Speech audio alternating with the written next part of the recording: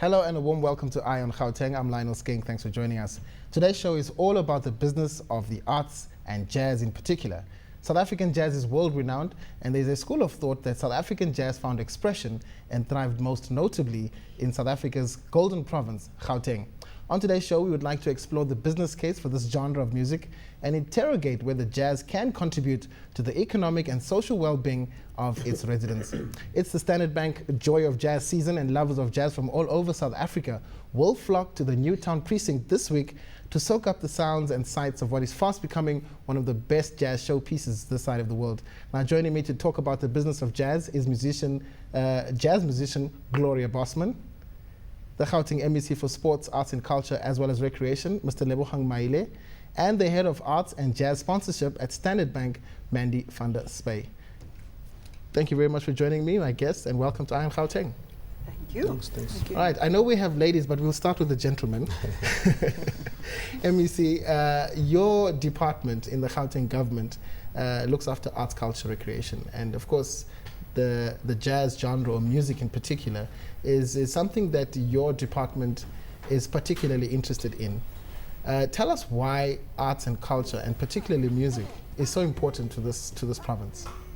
You will know that Gauteng is a diverse metropolitan province, a gateway to Africa, and you've got all sorts of people in the province, and music in many ways helps to unite people, helps to send a message, various messages. So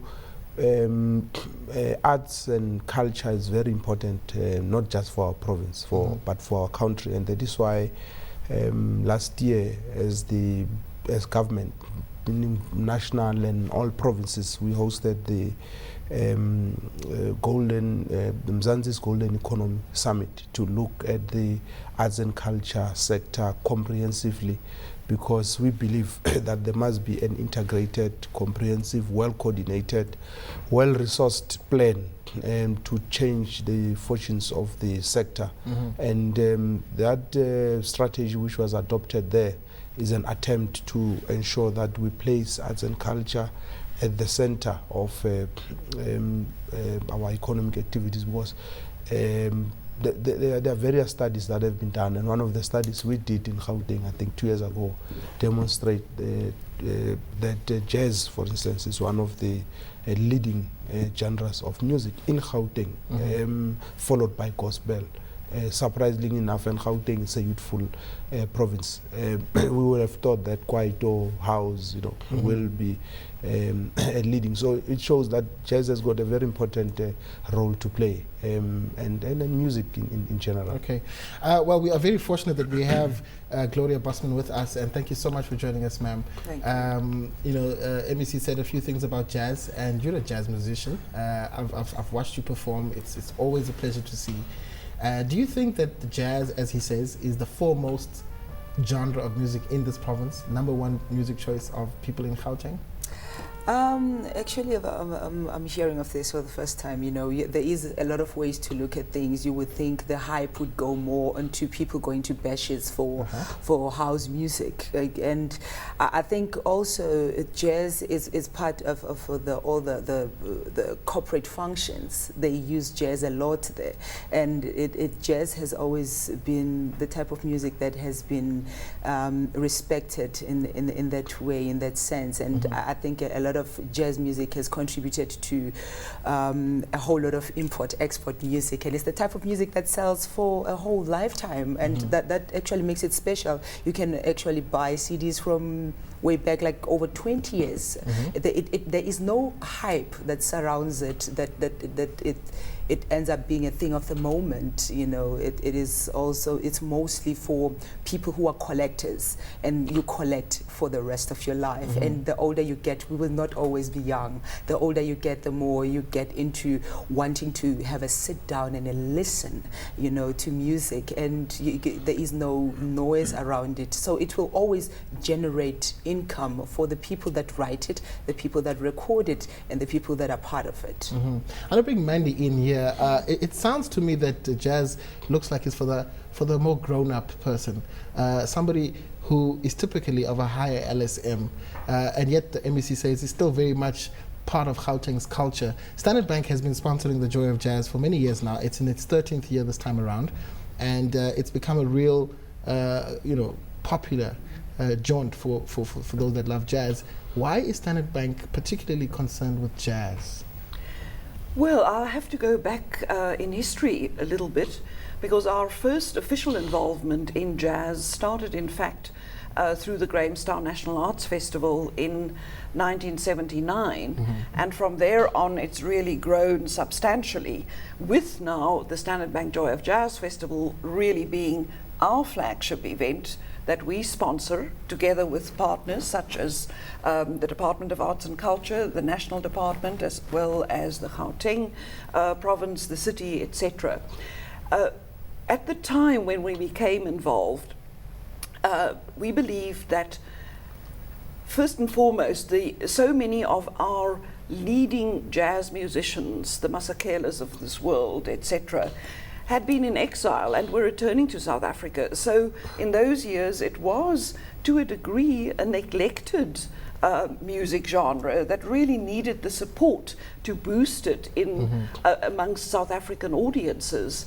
And we felt that we would like to contribute to that role as much as we could. So our jazz involvement grew and grew and grew. Now we have a product such as Joy of Jazz, which really is, together with the Cape Town International Jazz Festival, the music event, and of course the music event in Gauteng province.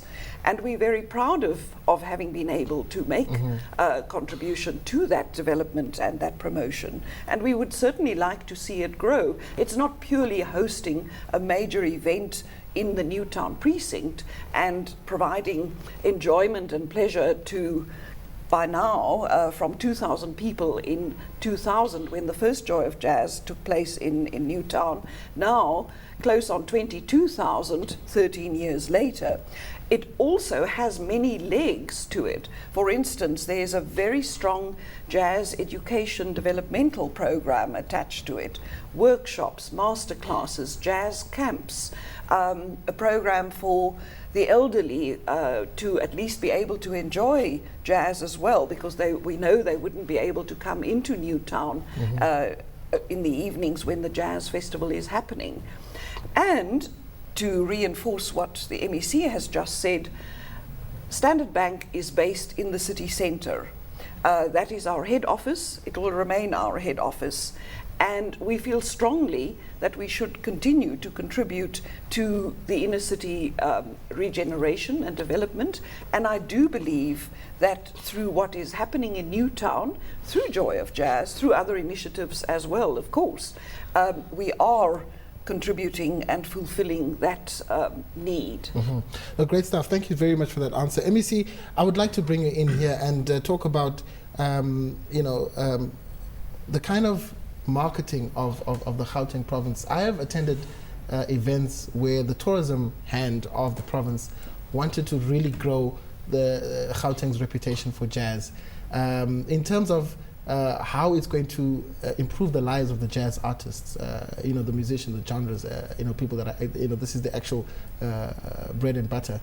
What vision does the province have? Well, I think the most important thing, like I've said, is firstly to have a blueprint, which is what we have, saying how do we want to take the arts and culture sector to another level, and not just jazz, not just music, looking at other areas, crafters and all that, creating a market for our artists internationally, giving them exposure through big events such as Joy of Jazz, but also through other initiatives that we have. For instance, we've got a program called Puyisano, jazz, which is for your unknown good and signed artists. We're giving them a platform by organizing jazz sessions in different parts of the province, and they get exposure, they gain confidence, and some of them end up becoming recording artists and all that. So there will be a number of things that we can do on the sidelines, but the most important thing is how do we make sure that there is coordination, there is integration, there are opportunities, market access, there are resources for the artists in the different fields of arts and culture. Gloria, does this make you feel happy as an artist? Yeah, but I'm actually looking for a commitment, as in as far as the platforms and the venues are concerned. I think that the more there is consistency that is created, as far as people knowing where to go and knowing that they can trust certain sectors to actually fund what they're doing. I mean, it's not really a matter of we're not looking for people to be like throwing in buckets of money at artists. Artists are just looking for platforms where they can trade and be able to do what they do and have that thing of like, you know, like somebody would get a job type of thing. And the artists don't have that. Is when you're doing freelancing, there isn't venues that are creating that kind of security for artists. And we're having a lot of venues which are dying out, and we have, the problems with give me access some names. also. Which venues need particular help? I mean, we used to have, we talk about the Newtown precinct. Yes. It used to be the hub of jazz in Exactly. Gauteng. Is that no longer the case? I mean, there will always be tears that are shed for Kippies, for that matter, as far as I'm concerned, because my whole talent was groomed at that particular venue. We don't have that. I mean, they tried to do baseline tried to bring in jazz, and jazz, it hasn't been really triumphant in the baseline venue, for that matter. So it's about looking at back of securing the artists, having the artists know they can go there and work. They want to work. So we have the money bags and we have the politicians. But maybe if I was to come quick in response before we go for the break. Yes, look, we also need to be clear in terms of what is it that government needs to do, because government can't do everything. And if there are venues that are not being utilized, and where are our entrepreneurs? Where are our promoters? Yes. Ours is to create a conducive environment, is to regulate, which is what we're doing. And to a certain extent, because we've got limited resources for arts and culture, unfortunately, because there are competing priorities in government. The bulk of our money goes to health, to education, and all that. And that is why we're talking of a plan that is well coordinated, well resourced, working with the private sector, working with the Mandy, a with quick the word artists. before we go for the break, because clearly there's a need. I mean, Gloria has Yes, there made most that certainly. There's a much very possible, big yeah. need, and when in discussion with musicians and also promoters, that is the one thing that always comes to the fore. Yes, in Johannesburg there is such a shortage of appropriate venues. Now, we're not talking about massive spaces. We're talking about the Kippies of this world, or perhaps at least slightly bigger. Baseline, yes, it's known as a music venue, but it's not an ideal venue either. It's somehow as if those smaller, more intimate clubs that used to exist, clubs, restaurants, etc., where jazz was presented on a nightly basis, have all disappeared. Because in my mind, I don't know much about jazz, but in my mind, jazz is always something that is presented in an intimate surrounding, and you have the connoisseurs, and that's where we get the whole idea about the higher LSMs and the more mature crowd. Exactly. But hold that thought, lady and gentlemen and ladies. We're going to take a short break, and we'll talk a little bit more about the joy of jazz when we come back.